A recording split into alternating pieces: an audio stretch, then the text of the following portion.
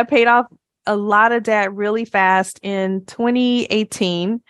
And then my life completely changed.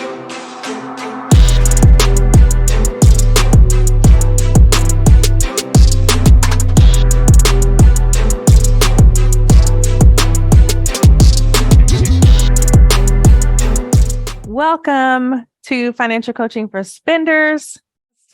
This is episode 1, trial number 2, because if you were here last week, you would have seen all of the craziness, but we just don't keep going. We're going to keep going, keep trying. I want to give you some background on me, my story, why I coach spenders instead of doctoring, how I ended up here, what's going on, like all the things, right? So I am titling this podcast episode $500,000 in debt, right? Because that is basically how I ended up here. So there's 3 main things I want to share with you in this episode. 1 is, how did I get that far in debt? Okay. 2 is, what was my strategy to pay it off? And 3 is, what would I do differently now? That, I paid off my debt, like what's different about now, which is so interesting because I had a coaching call earlier and this actually came up. So, but that is what we'll be talking about today. So hello, my name is Franchelle Caesar. I am the financial coach for spenders. I help women and men to manage their money without using a budget, to pay off debt really easily and have fun doing it, which I think is the differentiator. Like, you can have fun paying off debt, and to pay it off really fast. The purpose of this podcast is to bring topics that are important to spenders to you every week. Okay. I want to not just have a webinar where I'm kind of like selling my program. By the way, my program is called the Debt Free Mastermind. It's a 3-month small group program where I coach you and help you get your money under control and pay off your debt really fast. Magical things happen. But I didn't want to just continue having a webinar where I was like, selling my program to you. I really wanted to share some of these topics. And each week I want to share a different topic, a different coaching point, bring on some guests to have conversations about these topics, bring on current clients, past clients, referral partners. I'll tell you more about that in a bit too. But I wanted to bring on people who are relevant to spenders, who will help you as a spender, and also to forward this mission. Okay, so I've realized that the more I share this mission, the more you can share this mission, and the more we can change the way that spenders are perceived in society. So that is why we're here, and you will be hearing all about that. But first, in this first episode, I really wanted to tell you about me, who I am, and why I'm here. If you don't know, I paid off $624,000. It took me a year, which is fast, right? I paid off a lot of debt really fast in 2018. And then my life completely changed. So beginning in 2019, my life was just completely different than it had been for the previous 40 years. And I want to tell you the backstory to that so that you kind of understand who I am as a coach and who I was and all that. So I got that far in debt because I was buying stuff, obviously, right? I was buying things on time. So I was always a good girl, always a rule follower, always the box checker, like Michelle Obama says, kind of grow up following the rules, doing the right thing, going to church every Sunday, getting good grades, just really trying to be a good person. And I went to college. I majored in biology. I went to an HBCU. And I don't think I was ready for the world. So this is my story in hindsight. Okay. At the time, I think I was telling myself that I loved being in school and I love to learn. I want to learn everything. I remember saying this, I want to learn everything. Right. But in hindsight, I think I was just afraid to go out into the world, afraid to just get started, afraid to fail. I was afraid to fail. So I just kept going to school and going to more school, right? And I went to all school. I went to school until there was no more school to go to. Right? So I ended up as a medical doctor. And I chose, I think, the most difficult career in medicine, which is hospital medicine. So I became an internal medicine hospitalist, meaning I took care of adults in the hospital. I took care of them, before and after their surgeries, although I didn't do surgery. I took care of them when they just came in, when their diabetes was flared up or anything like that's, I was just a hospital doctor. And I did that for like almost 15 years, something like that. 13, 14, 15 years. I don't know. But I got really burned out and I didn't realize, um, maybe I did realize this. What was happening is I didn't know I was an empath at the time. And what I think would happen is I used a lot of my empathic gifts in medicine. And what I didn't realize at the time is that taking on other people's issues and problems and illnesses and decisions and all these kinds of things really weighed on me, and I had to learn how not to do that. And I've learned how not to do that now, but when at the time when I was a doctor, I didn't know how to do that. So I had a high salary, I had high stress, and that combination is not good if you're not managing your mind. So I was a spender. I'm still a spender. I think you're born a spender. You're either born a spender or a saver or something else, right? But I don't think that you can ever change yourself from one to the other. So I definitely believe I was born a spender. And when you combine that with like high salary and high stress, you're not managing your mind, you can end up in a sticky situation. So I had good credit, right? Because as a spender, a lot of times what we do is we set the bills and just forget it, right? You could just set it and forget it. So everything was on auto pay. So everything was getting paid on time. There wasn't any issues there. So my credit was great. So I just bought everything on time, right? There was literally no incentive for me not to buy things on time. The culture that I lived in, the situation was that like you buy what you want, you buy it on time, right? It's like you get a mortgage, you get a car note, you get, anything you want. You have credit cards, right? You can buy things on time, you can have a loan. And so my debt was never a problem. And I think that is a big difference between me and a lot of the people that I coach, is that I've never seen debt as a problem. My debt became an obstacle when I wanted to leave my job, but it was never a problem, right? That's an important first distinction that we should make. So I ended up with lots of debt because I had no goals, right? I had Judah's trying to get a mark. That's okay. So I had no goals. And so a lot of times I find that we spend more money when we have no goals, like when we don't have anything that we're like saving up for or that we're trying to accomplish, or we don't have like that next thing, like we don't have a mission or passion project, right? So it's just kind of like we have disposable income and we just spend the money. And so that's what I was doing. I was kind of didn't have goals. I didn't have an incentive not to have debt. And I was simultaneously medicating this unhappiness that I was feeling, right? I wasn't happy with my life, my job, or relationships. I wasn't happy. And so I was just like buying things, trying to make myself happy. So the strategy that I used to pay it off. So what happened, the turning point that happened, like I said, because my debt wasn't a problem, but it became an obstacle, was when I had my babies. So I had twins in 2015. And up till that point, I was a workaholic. I love the gratification of working. I love discharging on my patients, even though I come back the next day and get like another full list of patients. But it was just like a game, right? I was just doing the routine. And when I had my kids, I realized that working that hard was no longer a priority for me. I really wanted to be home with my babies. I really wanted to be the one to raise them, to pick them up from school, to give them a hot breakfast in the morning. Like that was my big thing.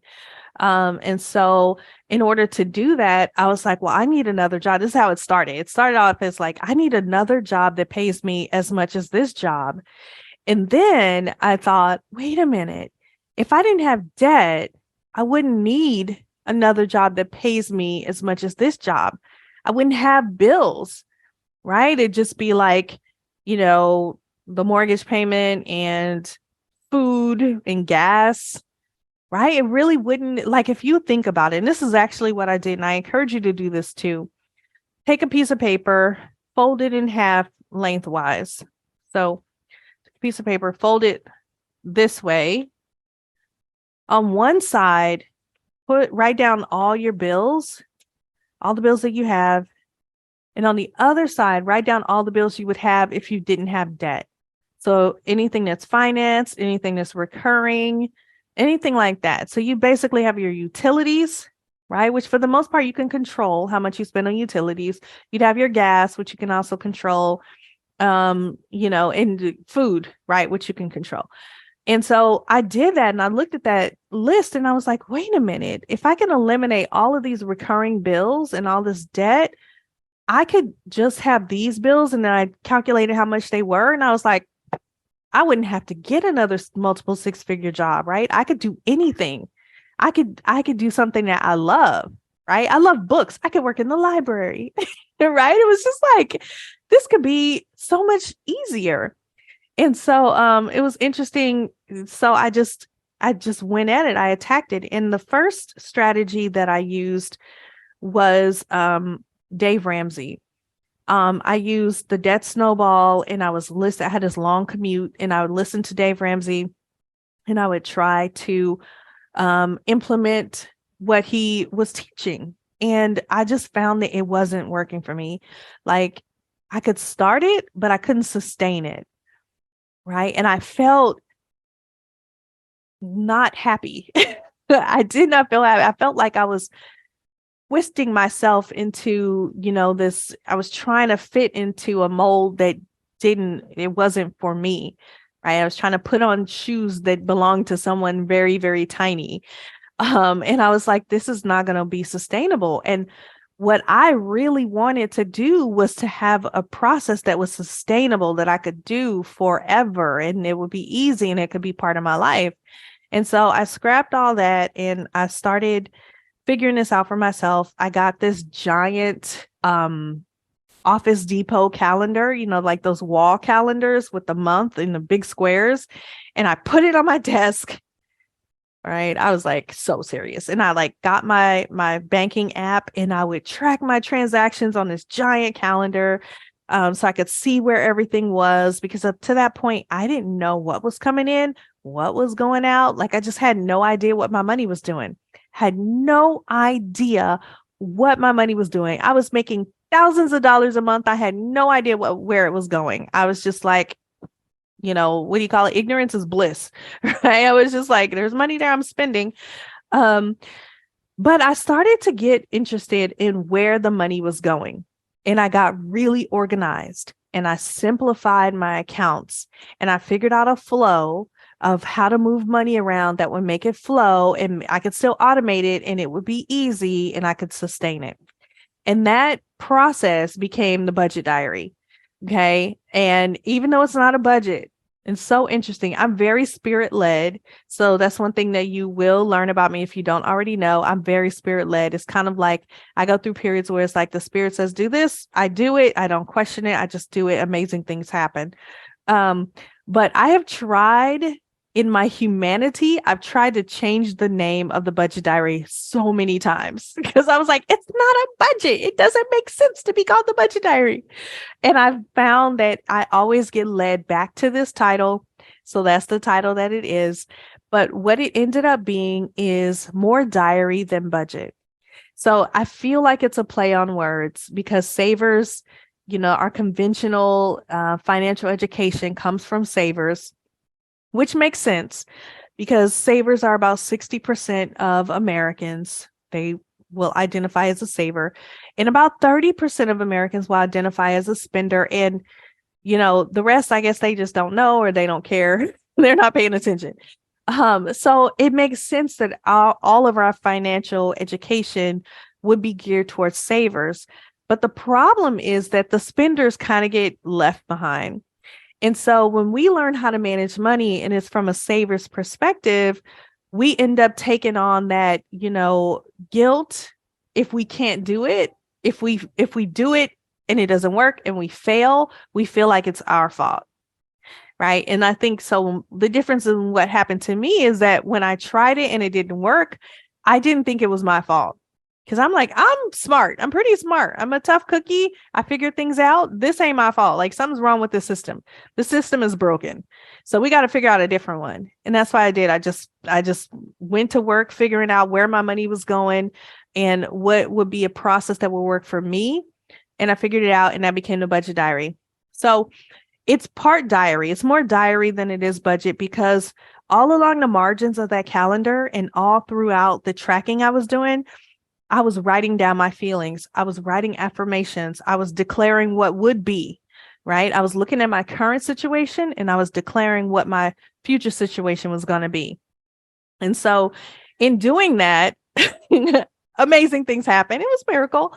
I paid off $624,000 in just 1 year. And I try not to analyze it too much, but I will tell you what I was doing because a lot of people have asked me. So as I said, didn't use the saver system. I saw it and I was like, this isn't working. So basically the saver system is budgeting every month, right? Budgeting every penny every month or every dollar every month, I think they say. Cutting up your credit cards, not going out to eat, not doing the things that you love, canceling your cable or other things that you love. What is the other thing? Just living on less, right? Like eating beans and rice, eating top ramen, eating PB&J every day, like just living on less, and shrinking your life to glean as much money as possible to throw at your debt. So you make a plan, you make your debt snowball, which is a plan for paying off debt. And then you shrink your life as much as possible to pay off the debt.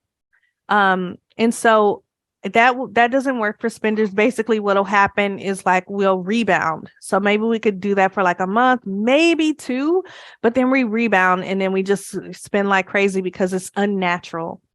So, what I did was I tracked my expenses and my income so I could see what was coming in, what was going out. And because it was on this giant calendar, I could see when. So I could see the pattern of what was happening. So I think the first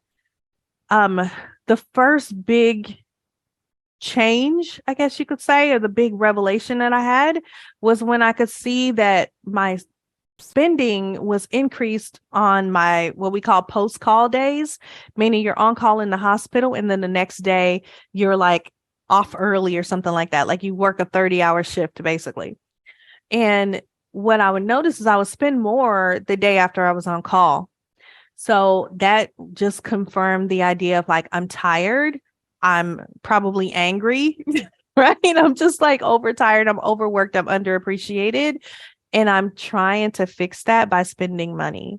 So that was the first thing that jumped out at me. I could put my call schedule on top of my spending calendar and they would match up. And it's like month after month. And I was like, wow. So once I saw that, I could get to the root of like why I was spending so much and why like I was, what was I medicating, right? Like what was I trying to accomplish? And that made a huge difference for me. So after I be on call, then I'm like, okay, now it's time for me to go take a nap, drink some water, right? Just take better care of myself instead of spending money. And so that's how I help my clients now in Debt Free Mastermind. We look at like, what is the real reason, right? What is the real reason that you're spending? And the way I like to phrase it is, what are you trying to buy? What is the feeling you're trying to buy? What is the emotion you're trying to buy? What is the life situation and circumstance that you're trying to buy? And for me, I was trying to buy rest, right? And a lot of what I do that doesn't serve me is in the attempt to find rest, right? So sometimes I'll like overeat. Why do I overeat? Because I'm trying to find rest, right? It's a whole topic for another day, but just so that you see like where you do one thing in a certain way for a certain motivation, it spreads to other parts of your life. So I found that. And I'm not strict with myself, and I tell my clients, don't be strict with yourselves. But what we do is like when you notice something, you like create this awareness around it. So like when I became aware that I was trying to buy rest, I didn't change anything. I just noticed it. And so I would just go throughout my day, be on call, and afterwards I would just notice it. What's my urge? Do I have an urge to go to Hobby Lobby? Hobby Lobby, Michael's, and there was one other store that were like my go-tos, right? Because I would love to walk through the aisles and look at the craft supplies. And the funny thing was, it was secretly my desire to actually craft. So I go in there, I buy yarn and all this stuff because I'd have these ideas. I'm going to do, I'm going to make these blankets or I'm going to do this craft or whatever it was. But then I get home and I wouldn't have time to do that. And then the next day I'd have to go to work. And then, 3 nights later, I'd be on call again. And so my life was very imbalanced. And because of that imbalance, I was trying to always reach and go out and buy the thing that I was trying to use to balance my life. And it didn't work. So what changed for me is the awareness that I had, and also my goal. My big why was to be with my kids. And even more than that, this is so funny. More than my goal to be with my kids is this fear that I had that I was going to die and leave them all this debt. I was like, oh my goodness, my one job is to teach my kids how to manage their money so that they don't have this debt. They could pay it off. Like it was just this just irrational fear. And so it became my mission because I thought it's not for me. I'm going to die in debt. So it's not for me, but I want to learn so I can teach them. They were like 2 years old. I was like, I have to teach them. It's too late for me. I'm going to die with this debt, but I have to teach them. And it was so funny because I thought about that all the way until I paid it off. And I was like, oh, it's gone. Well, look at that. Right. But I wanted to teach my kids. I wanted to change careers. Wanted to be there with them. And so I knew I had to figure this out. And that's why I just went all in. I was like, I gotta figure this out. What's happening here? This ain't gonna work. The other way that I paid it off, because a lot of people will ask me specifically, how did you pay it off? And it's going to be different for everyone. So, when you get coaching, you will be able to uncover your motivation and you'll be able to adjust. Like I said, first you're aware and you can see it, then you can adjust it. So I often don't go back and question exactly line by line how I paid it off. Lots of amazing, magical things happen and lots of very practical things happened and lots of mindset shifts that got me there. Because what I found was I was holding on to things that no longer serve me. And if it's like this term of the thought is, it didn't belong to me anymore. So it's kind of like, I'm trying to find the best way to explain it, but if you level yourself up and you still have things from your past version of yourself that don't belong to this new up-leveled version of you. So I guess a good example of this is when I left medicine, I used to dress really frumpy because I was always hiding inside my clothes. And so I always had on a sweater. I'm in Texas and it could be 100 degrees in the summer and I'll have on a sweater just because I would hide inside of my clothes. I was very I was shy, but I really wasn't shy. I was just insecure. Right. And so when I became, an up-leveled version of myself, I paid off my debt, I started wearing my natural hair, I stopped being so insecure. So those sweaters don't belong to me anymore. That's what I mean. So that whole transformation started in 2018, where I noticed that a lot of the thoughts that I was having, as I was changing these thoughts, I was like, wait a minute, these possessions that I'm hanging on to don't serve me. They don't belong to this version that I'm becoming. And one of those things was our rental home. I had a home that I lived in before I got married, and we had moved when the babies were little, and I just kind of knew that we would move back to that home at some point. And my dog is circling my child. Come here. I just knew that we would move back to that home at some point. And when I really looked at my life, I realized, what are you looking for? Okay, I'll give it to you.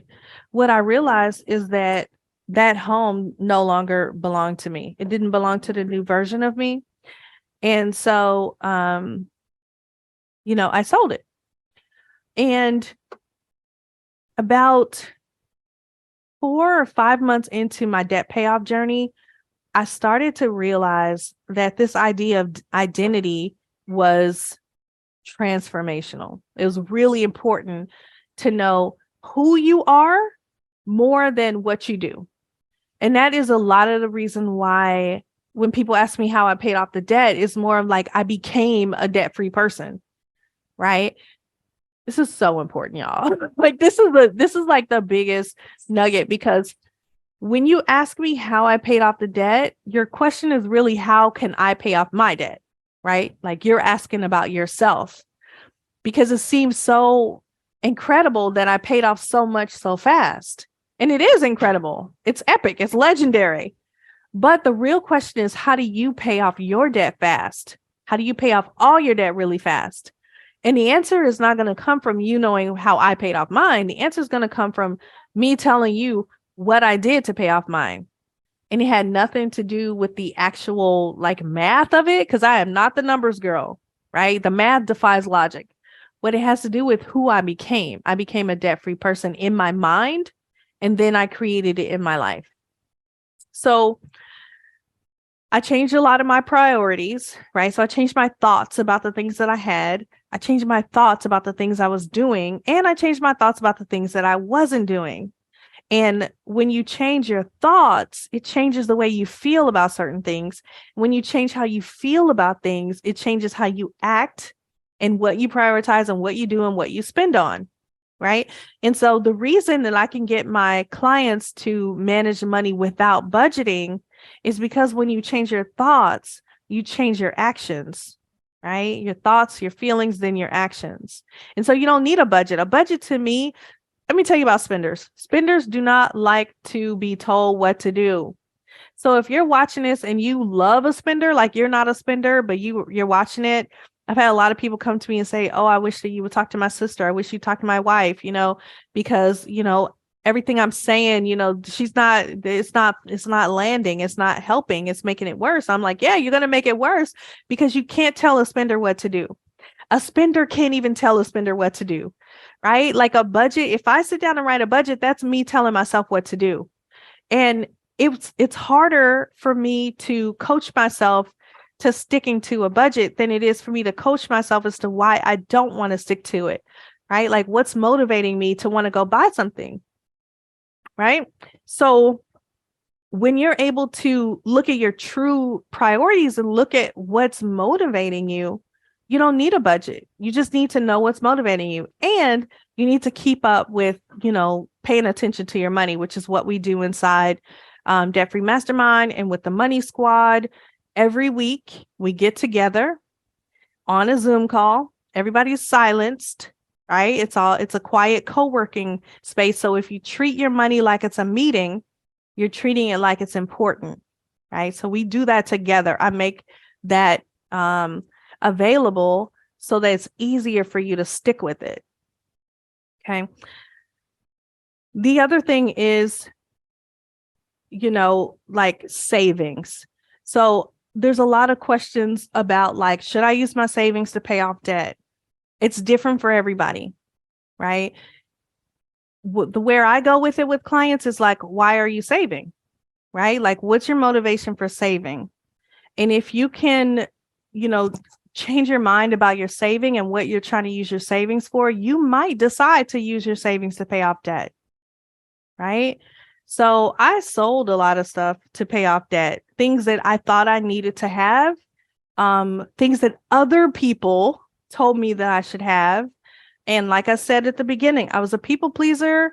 I was so insecure that I didn't want to think for myself. I was so afraid of making a mistake, right? I didn't take risks.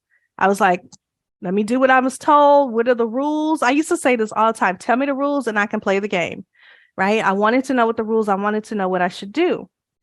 And so what happened as I started questioning all the rules and questioning all the things I had in place, I realized that I was acting on decisions that I didn't agree with, but I thought that it was, the right thing to do. Somebody else told me it was the right thing to do. So as I started thinking for myself, I started to like sell a lot of stuff that wasn't a priority for me. I was like, I don't want this. I don't need this. This doesn't resonate with me. Just like my career in medicine, I was like, this doesn't resonate with me, right?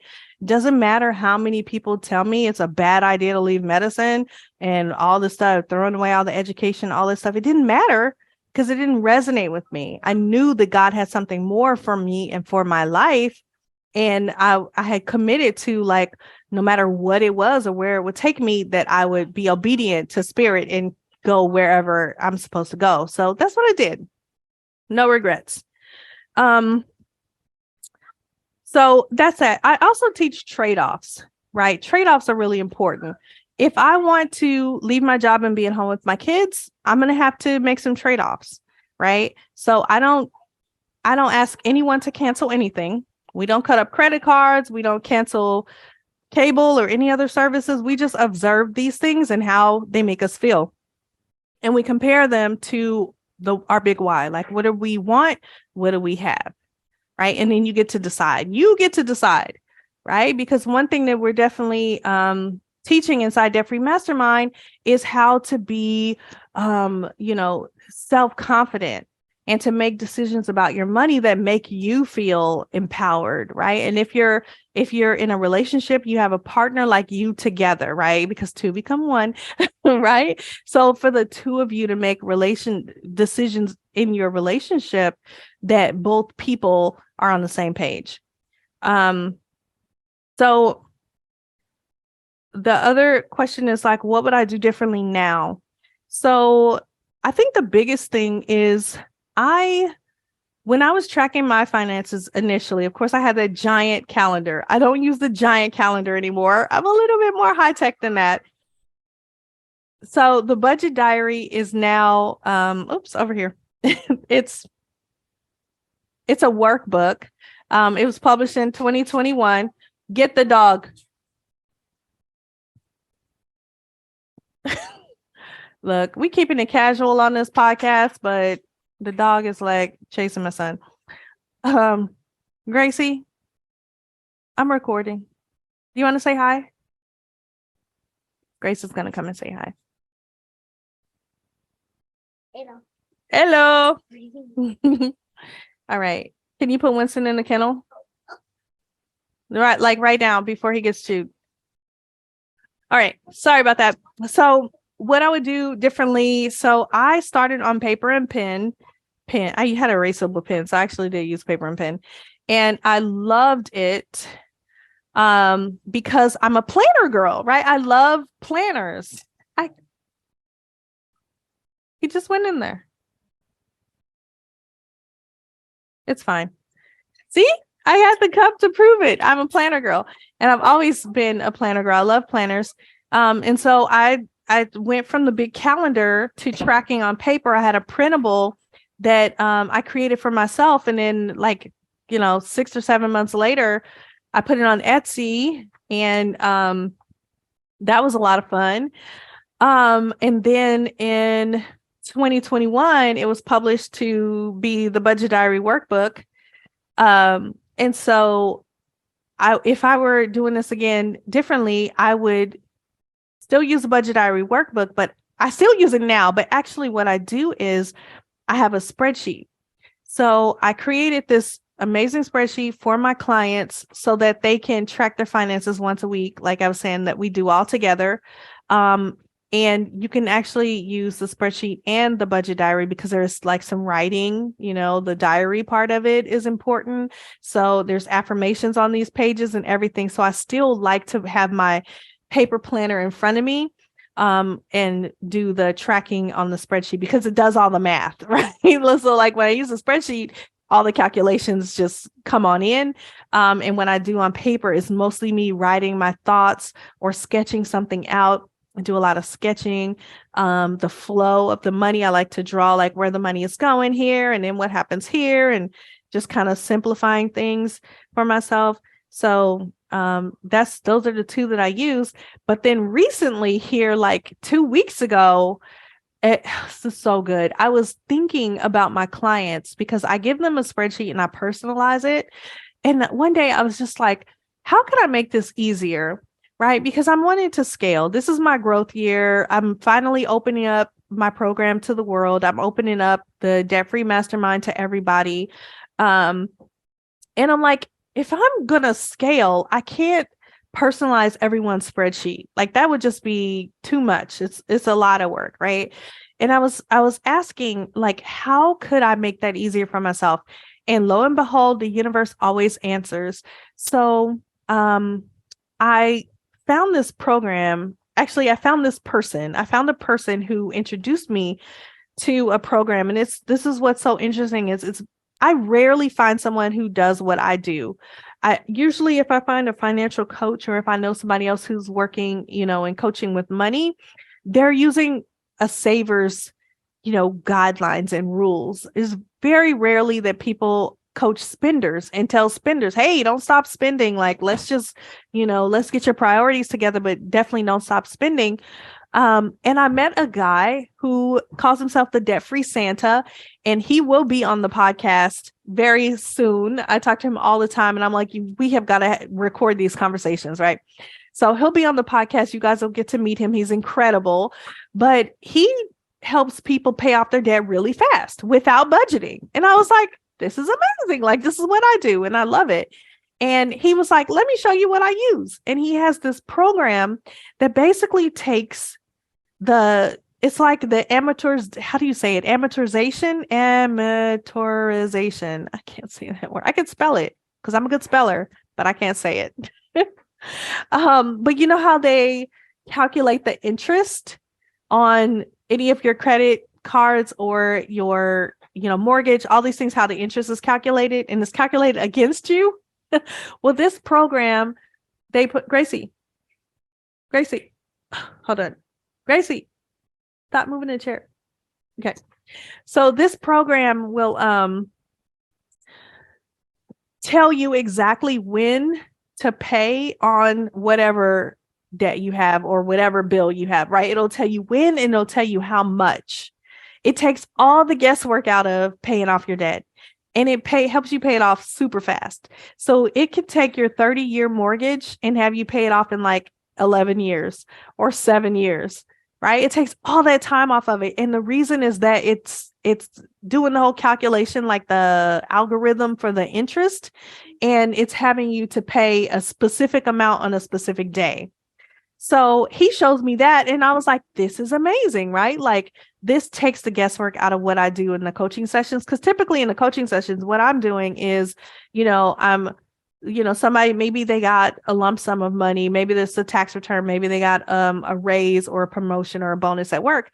And we're kind of coaching on where to put the money. Like we had a debt snowball, right? So we know pay off debt 1, debt 2, debt 3, that like that. We're doing that. But it's kind of like we're coaching through that versus saying specifically, if you do this, you will get this. And that's what this program does. It actually shows you at the top your date, the guaranteed date that you'll be debt free if you keep on this current schedule. And I'm going to show you guys that one of these days because it's like magic. It's so good. And so these days, so for the past 2 weeks, I've been using that in addition to my spreadsheet, in addition to having my budget diary in front of me. So for somebody who's not a numbers girl, what I love about this is that I don't have to be a numbers girl, right? Like I can have my tools that support me and I'm just plugging in the numbers and the thing is doing its thing. And I get to just sit back and decide how I feel about things and decide, what I want to do next. So I think stop.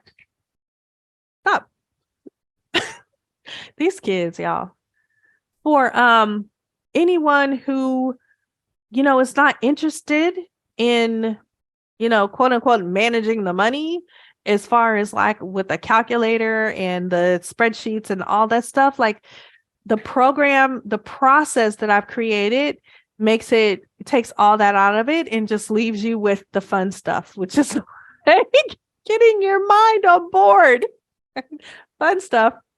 Right. And so I love having a system that takes out the guesswork.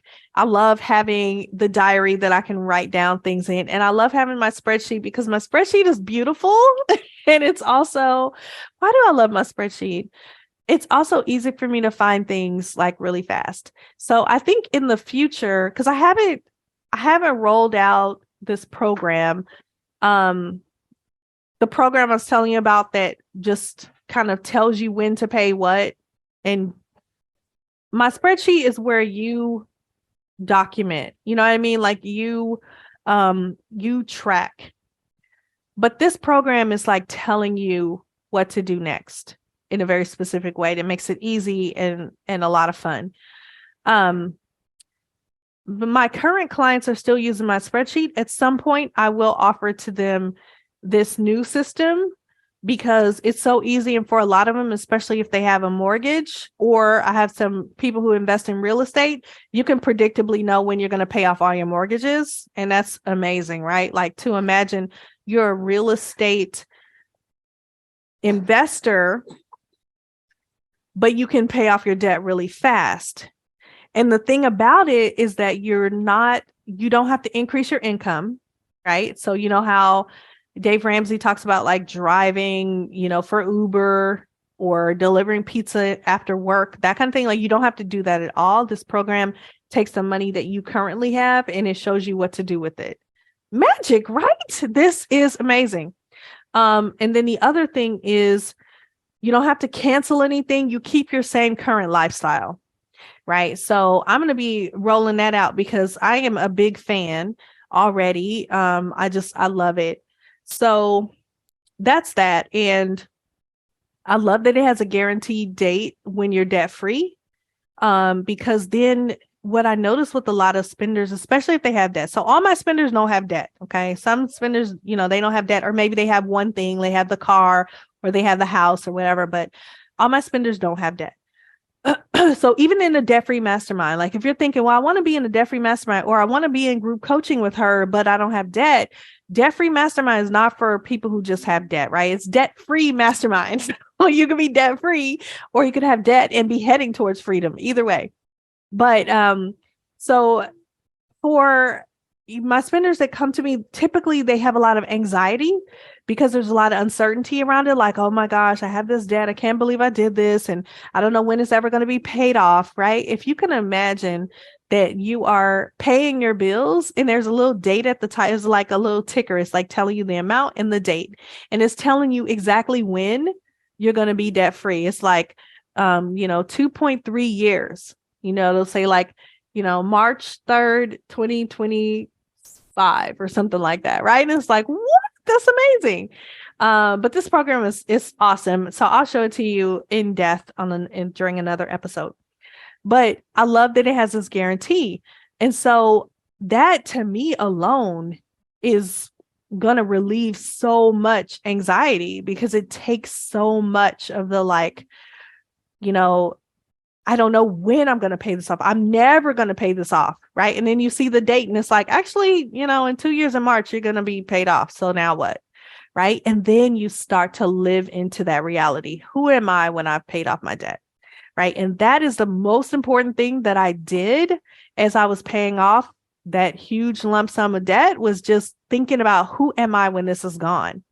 Right. Who am I going to be? I just dreamed into my future all the time. Who will I be when his debt is gone? How do I, walk around in the world when his debt is gone? And I mean, literally, like down to the smallest detail.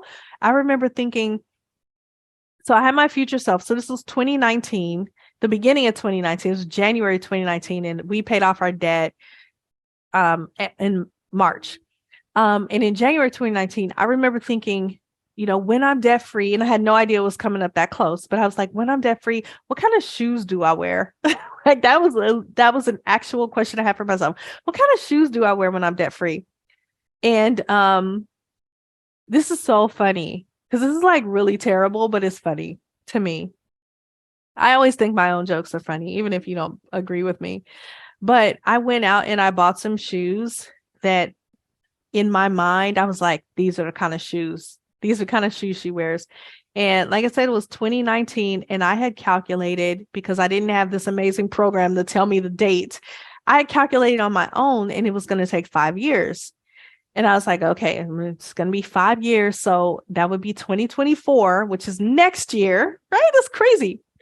And I called her. I called that version of myself 24. I'd be like, Fran of 2024, right? And I would always wonder who she's going to be, what she's going to be like. Side note, I realized in August of 2022, last year, that I had caught up with myself 2 years earlier. So I had become 24. I was looking for her, and I was her, and I was like, wait, it's me, right? It's crazy, y'all. But that's what happened. Like, the vision I had for myself in my life was happening that day. And I was like, oh, okay. So now I have to create my next version. So I've created her 4 years into the future, because I'm now 46. So I call her 50. And I am living up to who 50 is. If you don't know how to do this, if this feels like really weird to you, and you're like, what is she talking about? What do you mean living into your future self? Book a call with me. We should talk about it. I can help you figure out who you are in your future self. And then it becomes really easy, because then if you're thinking like your future self, then all you have to do is do what she does, right? It's like easy, right? So that's what I did. It was 2019. I decided who I was going to be in 2024. And I thought, like, well, what kind of shoes does she wear? Because I was mousy. Remember, I had the sweaters. So I was like, how does she dress? What kind of shoes does she wear? And I went out and got those shoes. And the interesting thing that I think is funny is that last week on, what was it, Thursday? Last Thursday, I was on the news, which is also amazing. I keep manifesting the news calling me. I never call the news. I know some people pitch the media. I never pitch the media, but they call me, and it's always like last minute. And so I went to, shoot my shot, tell my story on the news.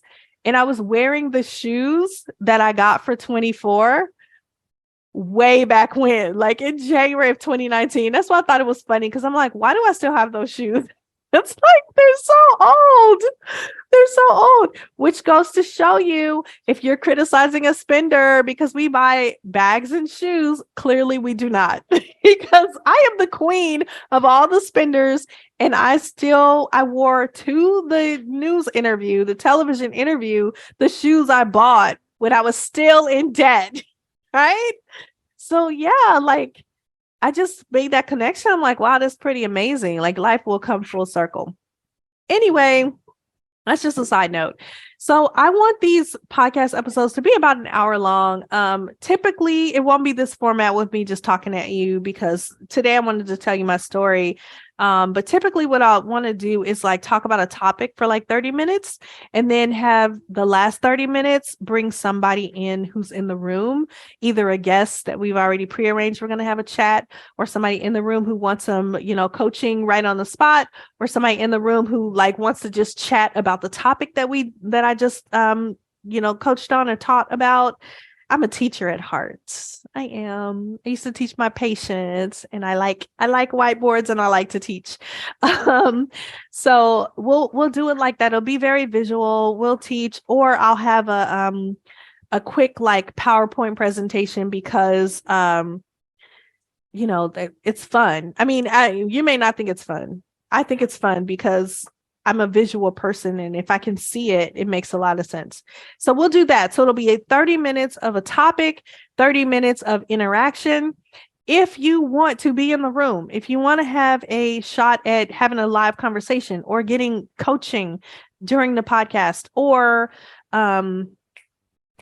just having a chat about the topic, text Fran to 44144 to get on my email list. When you're on my email list, you will get a reminder, the call link, everything, so you can be in the room and you can like be here as I'm doing this.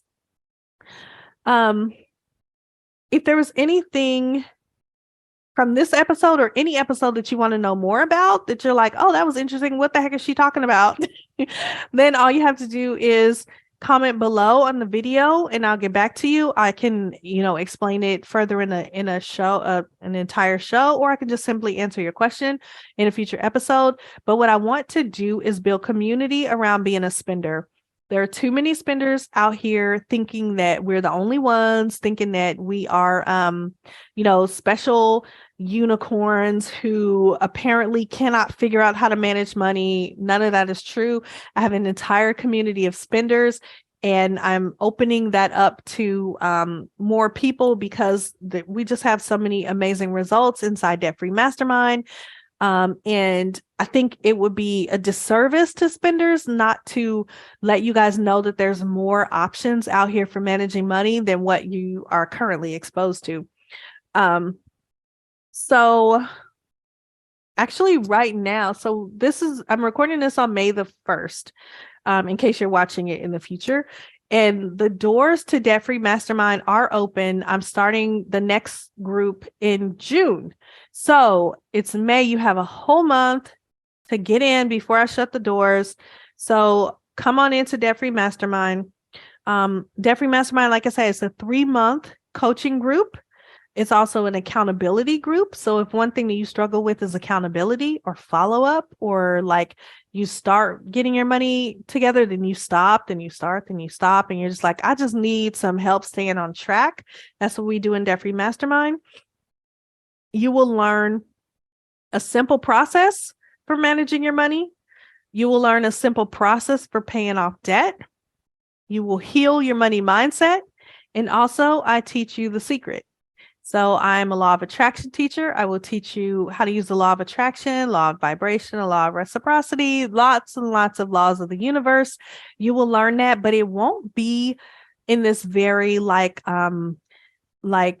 how you learn things in school. It's not like that. It's woven into our conversations to where you're not even realizing that you're learning about these things until you're out living your life and you're implementing things and you're getting results. And it's like, wow, that was easy. It just happens so easy and so fast when you do it this way. So that's what you'll do. So if you're not on my email list, that's the first step really, is to get on my email list so you can know when all these things are happening and how to get, the link to book a consult and all that will be on my email list.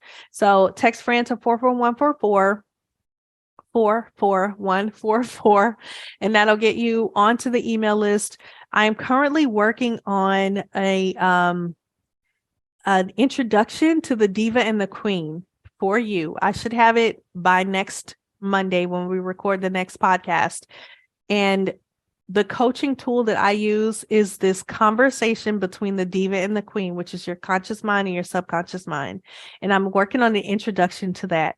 So that'll be offered to you if you're on my email list. So that is that. I send out a newsletter every Sunday with some coaching tips, a good story, because I love to tell stories, and the story will always relate back to you as a spender. So that is what I wanted to share to you today. If you have any questions, you could always send me a DM. If you have something that you want me to talk about on the podcast, you can send me a DM. I have 10,000 topics already and 500 guests lined up. So we'll be out here. Don't worry. There won't be any shortage of conversation topics. So like I said, I want to keep these to an hour, but I want it to be a very useful and very valuable hour for you. I want you to feel like you are part of a community. I want you to feel like you're getting support and you're getting your questions answered. Yeah, that's episode 1, everybody. Paying off $500,000 in debt. I hope that you have a wonderful evening, and I hope to see you again soon.